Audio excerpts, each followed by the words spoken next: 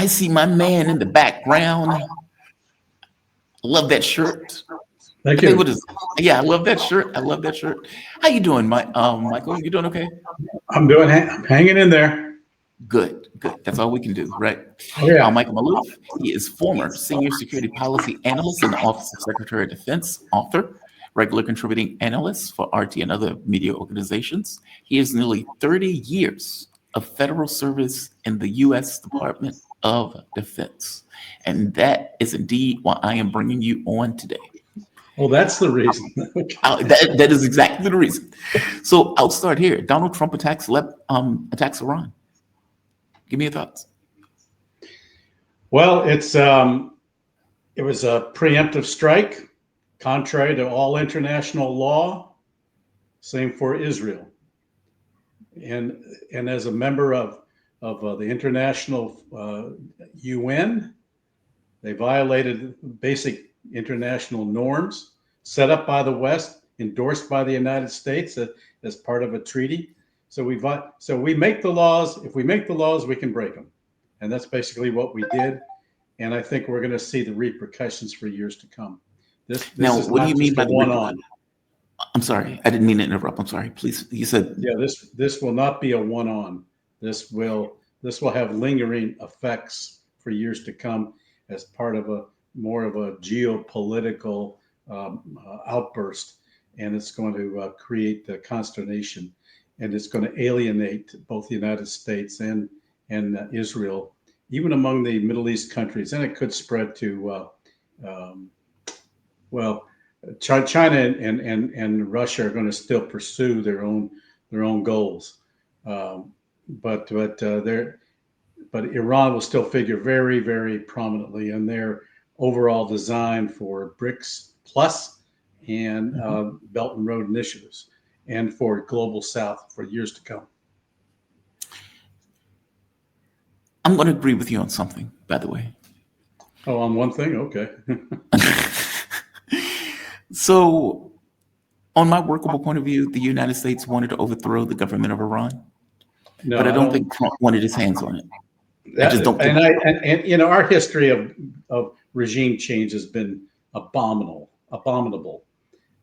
We've tried it in Iraq, Afghanistan, Libya. We had nothing to show for any of it. We're not good at regime change, and we should forget that notion. And it would just prolong unrest, instability, and offer a great opportunity for spreading instability throughout all the regions. Nobody But wants I it. don't think we care about instability. I think we care about who's in charge. Well, I think Those we're are the beginning to from a we cannot afford it anymore. We used our debt began due to Iraq, our craziness in Iraq, and it's been building ever since. And then you have administrations that come in and just spend. Now we're really in the hole. So economically, financially, we're broke, and we can't afford to do that. In fact, I think we need to be closing down at least half of our bases, not only in Europe but also in the Middle East. They're not necessary. They were put there for reasons that no longer exist. You know, end of World War II, the Cold War. Those days are over. We've moved on. Countries have, you see Iran and Saudi Arabia gotten back together again. We had those bases there in order to offset. Yeah, I know, but there's a fundamental difference. But at least they're talking to one another. And Agreed. I think Agreed. that the Arab countries, I think, were not all that happy with what the U.S. and Israel did in Iran. Yeah. That really will have major repercussions. And so far, I think out of it all, I think the Iranian structure of governing is still intact. Agreed. They're going to play low profile for now, but they survived. Now that's contrary to what Netanyahu had in mind, Yes. and I think internally inside of Israel, he's already getting rumblings from some of his more wacko extremists in his party. Well, why don't you go all the way and take out the Ayatollah and all the rest? And if you don't do it, we're walking. And then Trump, of course, sees the handwriting on the wall. Well, he's appealing to the Israelis now to pardon Netanyahu, so that he'll be immune to any prosecution should his government fall. And I'm not hearing that they're rushing to placate Trump in that regard. It's Nope. gonna, it's a mess, and I think everyone's lying low. We're in uncharted waters right now. We just got to see what's going to happen. I think it was significant, very significant, for the Iranian foreign minister to be in Moscow at the time of the bombing, and I think that means that they're lying low for now. They're going to come back to live another day, basically, and I think they're going to take the time to rearm, re-equip, get more advanced technologies. This was a learning lesson for the Iranians in just how the Israelis go about things.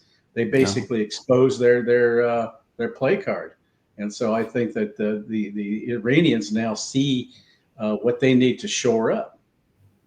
Yeah, I think they both do. Like, I think the Israelis, because from my point of view, the U.S. and Israel were okay with regime change, and they failed at doing so. And whereas Iran get to see, okay, this is the way they're going to hit us. This is the way we need to deal our weaknesses, basically. I think Israel. Well, I don't know that it's going to hold. I think Netanyahu, under domestic pressure, is going to go ahead and do something crazy, and that in order to continue drawing us in, and in order to stay in power. Right there. And this is where I want to go. So initially, Donald Trump confused me. Because based on my point of view, the United States wanted regime change, and they wanted pretty much an end, like meaning an escalatory means. And if you notice, Trump is not doing that. What Trump is saying is, this is all over. We've destroyed everything. Everybody can go their own separate ways. They had a hell of a fight, and now we want to move on. Israel is not saying that. Israel is saying something completely different. Oh, yeah. The enrichment is still there. We'll have a Lebanon model where we'll continue to attack them after the ceasefire. And of course, Iran is not going to tolerate and accept that, which means, by definition, the U.S., who had to save Israel's ass, I strongly believe it. If you look at their finances, they were spending like 30 billion shekels over 12 days. And they were trying to budget 60 billion for the year. But if you're spending 30 billion in 12 days, think of how much you're spending if that goes out for a month or 2 months. They couldn't do it financially. They couldn't do it militarily. They didn't have the equipment. But Trump, in his case, is like, we're all done. Well, Israel is reloading as we speak. And so real quick, if I assume that Trump didn't want to get involved, and Trump is saying this is done, we're over with, et cetera, because he doesn't want a war in the Middle East. Is he going to get drawn in? I think Trump saw that Israel was on the precipice of running out of stuff. He sees that their economy is in ruin. Yeah. You've got internal strife. That's why he made an appeal for exemption to Netanyahu from prosecution. I think he sees a gathering storm within the country of Israel, and they had basically run out. And because of the attrition strategy by Iran, yes. and frankly, I think they're capable of continuing. And you got to keep in mind too, the Hezbollah and the proxies didn't respond. They sort of kept their powder dry. But I know for a fact that Hezbollah still has a lot of precision rockets stored up in the mountains in the Bekaa, and they haven't used them. And so they're keeping the powder dry. So I think there's but if this is a one-on, as we just saw, Israel's more than happy now to calm down so that it can regroup, but it's going to take a lot of rebuilding. What's intriguing is the lack of transparency as to the extent of damage that was done in Israel. I mean, it was rather extensive. A lot of their infrastructure was also affected, particularly their military bases were affected. and a lot of their infrastructure. Tel Aviv was pulverized. So was Haifa. So I think there's yet they put a blackout. They put a news blackout on all of that. The Israelis did. So I think there's, but I think it's clear that they were reaching a precipice of sorts that where they were going to be hurting very, very shortly. I'm curious, what do you think they do from here? If that's true, which I think it is, I agree with you. Do they get embroiled? I mean, they're talking tough, of course. The Israelis, yeah. Yeah. If Iran tries to get a bomb, we're going to do so and so. And it's like, dude, you got pummeled. Like the U.S. had to throw its body in the fight in order to stop you from self-destructing. So how do you, and I guess we can take this in two terms. What do you think Israel goes from here? Do they escalate this in order to drag the U.S. into it? Or is it, no, we need to replenish, rebuild, we need to deal with Gaza, meaning we need to finish the extermination campaign, and then we may get back to Iran? Or is it the Abraham Accords is enough for us to try to strangle Iran, meaning we're not going back directly into a military conflict. We're going to try strangulation as a tool of war. What do you think Israel goes from here after this? Well, I think they're going to go through a slight evaluation period against a backdrop of the fact that internally Netanyahu is being pressured to pursue things. He's under a lot of pressure from the extremists in his own party to continue on. But he's also got to be realistic and look at his own economy. He's got to be realistic and look at what he has to fight with. Right.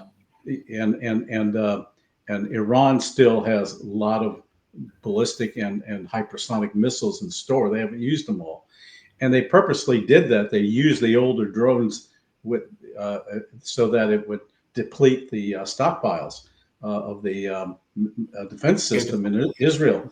They can do that again, and they're probably re-equipping as we speak, and they're probably going to get more drones. And also, there's another X factor out here, and that is North Korea is probably going to become more of assistance to Iran. It was North Korea that helped them in their missile development program to get to the point where they are today. And then we went through that one at our last session.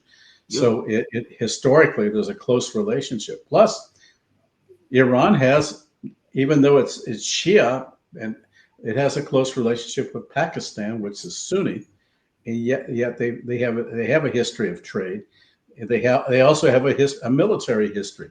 It was Iran that sold or was it? How did it go? Oh yeah, it was Pakistan that sold the mini sub technology to Iran years ago, and so they have a viable mini sub approach in the Persian Gulf, and they can, and so there is a background of military usage there. I would add that Pakistan is not a member of the NPT, and they don't. So they're, even though they have a very restrictive arrangement with the IAEA for inspections, but it's only of civilian reactors, not of their military. So we don't know what Pakistan may be doing, and I've heard rumors in the past even that Pakistan, when it was under pressure, was even thinking of storing nuclear weapons inside of Saudi Arabia to protect them.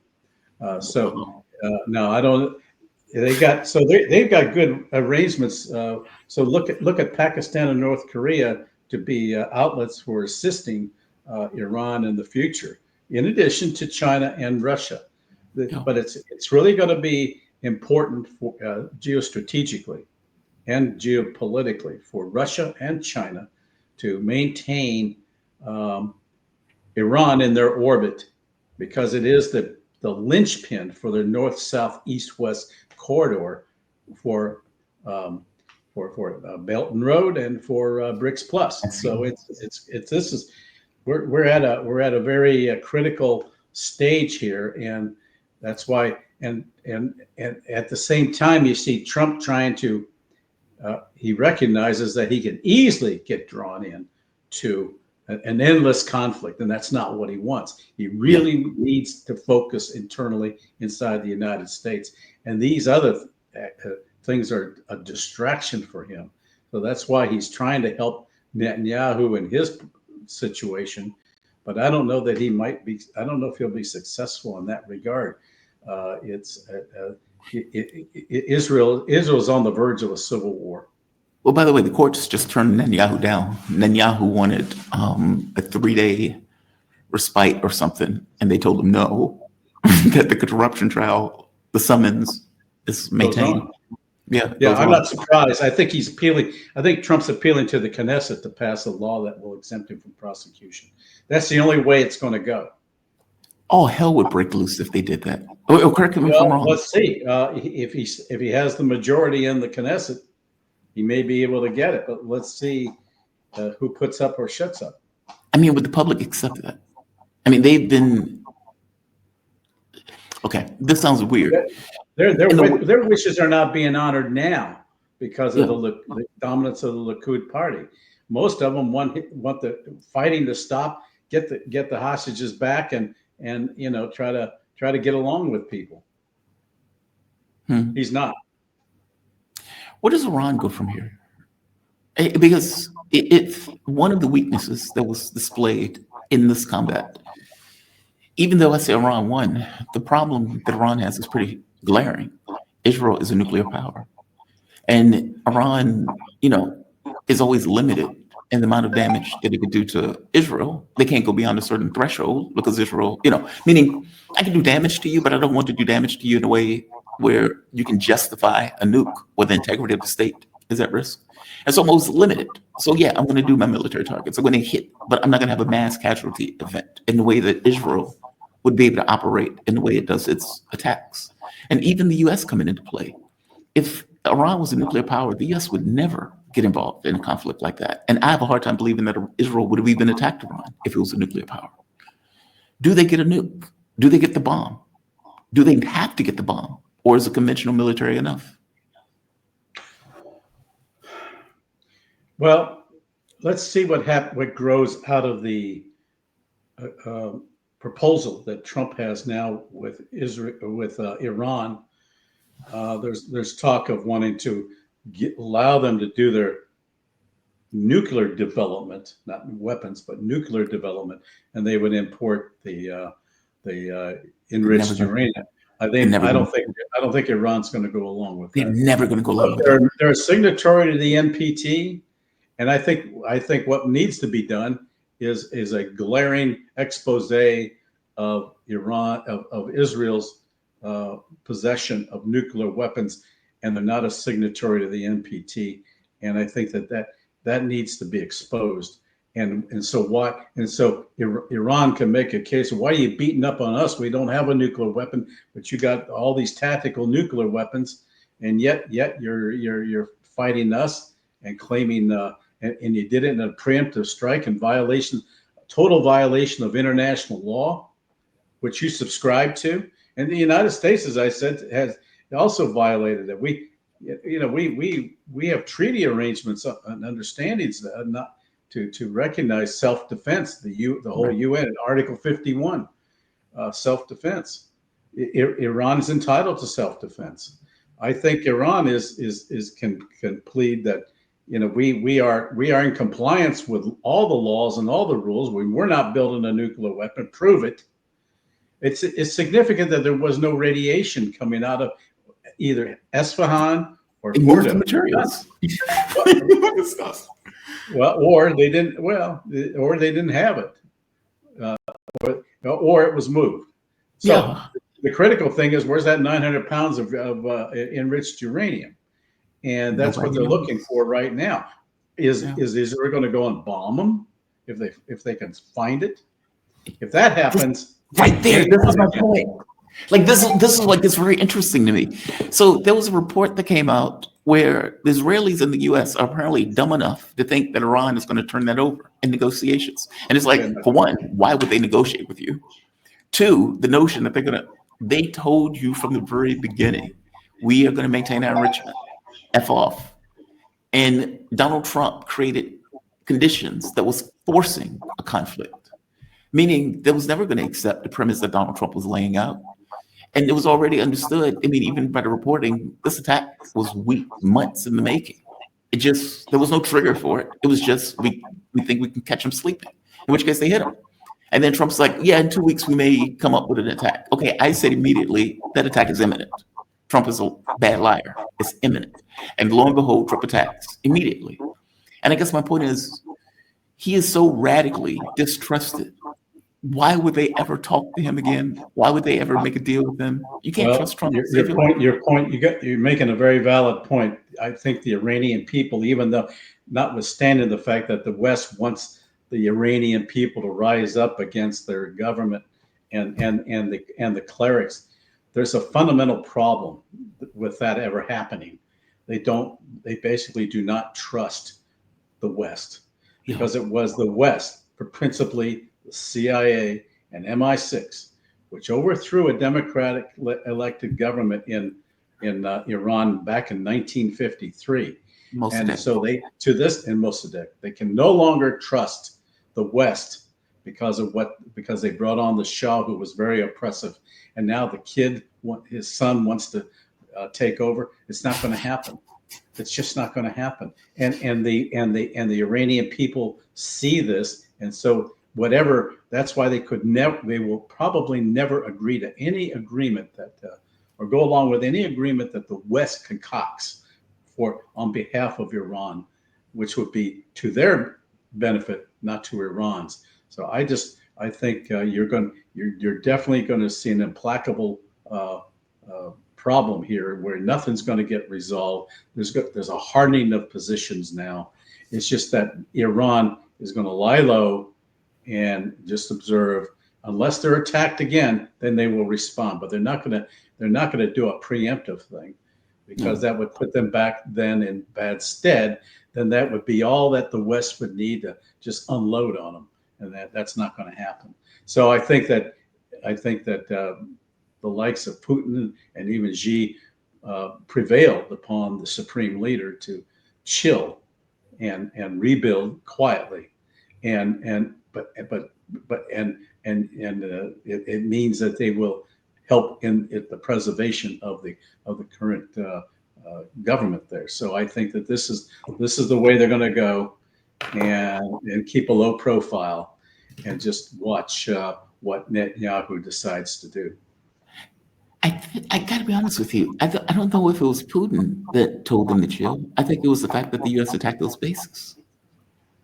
Like, I think it was a threat. No, I've heard reports that Putin prevailed upon the supreme leader just to keep a low profile, and also he was talking to Trump during that period, right? And Trump had decided he did not want the supreme leader taken out, so that was a sign. But and in that way, I think with Putin then decided, okay, he'll do what he can in that regard behind the scenes. But I think in exchange, Trump also gave Putin leeway in Ukraine. So, I mean, there's a lot of chicanery and backroom dealing that's going on with these two crisis centers.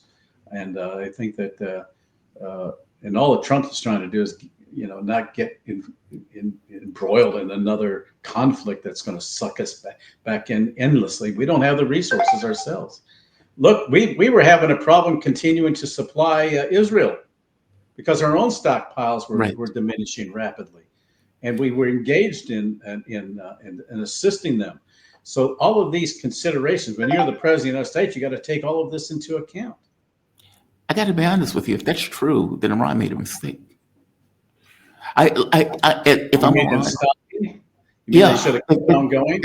If I'm Iran, I understand the U.S. attacking the bases as a threat. Effectively, Israel is going bust economically, militarily. They can't keep this up. I need you to stop. In which case, Iran knows that if the U.S. is hitting these bases, it's doing so to protect Israel, in which case they may get further involved to protect its client. If it's Putin telling me to do so, I'm telling Putin to F off. And the reason I'm telling him to F off, and I know this sounds brutal, I'm being hyperbolic. The reason I'm doing that is because ultimately this colony attacked me. And this colony needs to be put in this place where it is clear, like, I mean, brimmingly clear that this is a fail. And if indeed they're begging me for a ceasefire, which is what Israel was doing at the time that Donald Trump attacked those installations, they're begging me that because they can't keep going. But I, as a country of 90 million, can keep going. I can keep going for months. They can't. They will go belly up. My concern would be if the U.S. would get further involved into the war, which is what I thought in my mind that they were concerned about, which is why they stopped. But give me a take on that. You may fundamentally disagree with that. Well, I think that Trump basically, again, did not want to get involved. Agreed. Further into all of this. The Iranians, I think, and unknown in all of this is the state of continued ability of the Iranians to fire missiles because Israel clearly was showing air dominance over Tehran. So now this reprieve will give them an opportunity now to regroup, give Iran an opportunity to regroup, to maybe get more advanced air defense systems in. And I think that that's going to happen on a very rapid basis. Again, Russia can supply Iran very, very rapidly and directly through the Caspian route. They have a direct connection there. So I think that that's going to probably be accelerated over the next few weeks and months. Iran didn't want it though, Michael. What? So there were reports that Russia did offer the S-400s and that Iran didn't want the S-400s. Well, let's see what happens. I think they may go with the S-500. Yeah. I mean, it's quite possible. I think it's really critical to Russia and China that the current regime in Iran is preserved. It almost, and I think that will also mean maybe new aircraft, but where do you put them? And they have to be trained.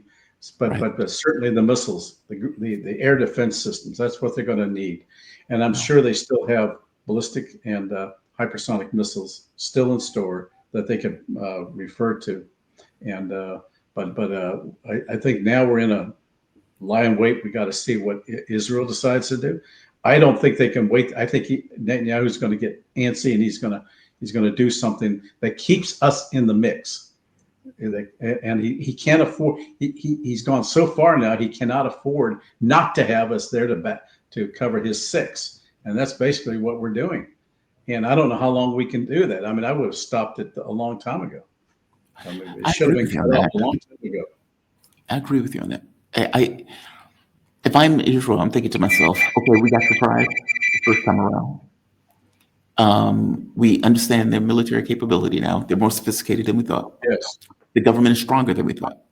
Yes. And you think to yourself, okay, well, what is Iran going to do? Well, Iran is going to fix the weaknesses that they had. I would imagine air defense is one. I think they learned from this experience. They learned from every experience. 12 days. And they may get a bomb. That's the other part. Like, meaning if the main deficit is air defense and the fact that Israel has a nuclear weapon, they have to mitigate that. Correct me if I'm wrong on this. Like Iran has. Well, I don't know. They've now, the Iranian parliament has now voted to no longer work with the IAEA. They may be going the way now of Pakistan and even North Korea. Keep everything sub rosa and have that and develop a bomb if they decide to do that. They had a fatwa against it. I don't assess that they had a bomb per se, or even a miniaturized version to put on missiles for that matter. That's another level of technology. They had a capability, but now I think as a result of being preemptively attacked over something they didn't have in hand, I think now they may just decide from a policy standpoint to proceed to have something, or North Korea may give them something in response. But I just don't know yet. But that's why these are the unknown factors that could come into play here. And that's what's going to make this even more dangerous. And dependent upon what Netanyahu decides to do, if he just stops doing all that crap and maybe finding ways to get along, if each country can somehow get along with the existence of the other, that would be fine. But I don't know that the Israelis are there. They're for regime change, and they've made that very clear. They were hoping for the people to rise up as a result of this. It didn't happen. It did not happen. In fact, it toughened their resolve because this was affecting their businesses and their country, and they just inherently don't trust the West any longer as a result of the previous experiences in previous years that we just outlined. So I think that we're going to be into a very unknown period here where we got to see what happens. And Israel's got to regroup as well. It's hurting. I hope it falls. I mean, I hope the people finally rise up and say we've had enough of Netanyahu, because he's actually cancer, bringing them into destruction. And there's a way that Israel and Iran can get along. They used to have that relationship. Even after 1979, there was a relationship between the two. It was through Israel that arrangements were made for Ali North to meet with then Khomeini, the first supreme leader. I mean, because of the Iran-Iraq war and the cost, they couldn't afford to buy stuff from Israel any longer. So Israel looked more towards Saudi Arabia and all that. That's why, and they had to conjure up this notion of an enemy for Iran. I have not seen the evidence where Iran has talked about the destruction of Israel per se and the Jewish people. There's anti-Zionist, but we get back to that age-old argument again, and yet it's the Likud party of Israel that has this notion of a greater Israel, which would encompass so much more territory, and that's been their mantra now. And that kind of expansion is what is driving the crises that we're seeing in the Middle East today. Yeah, it's built into it, river to the sea. Yeah, and everything. And that's Israel saying it too. Yes, I know. That's what I mean. That's what I mean. River to the sea. That's their thought. That was in their base. Yeah. Michael, thank you for this, man. Really good breakdown. Really good breakdown. Michael Maloof, he is former senior security policy analyst in the Office of Secretary of Defense, author, regular contributing analyst on RT and other media outlets. And he has 30 years of federal policy experience in the U.S. Department of Defense. You have a fantastic day, man. You be safe, okay? You too, Jamal. Thank you. Have a good one. Thank you. I am digging Michael Maloof.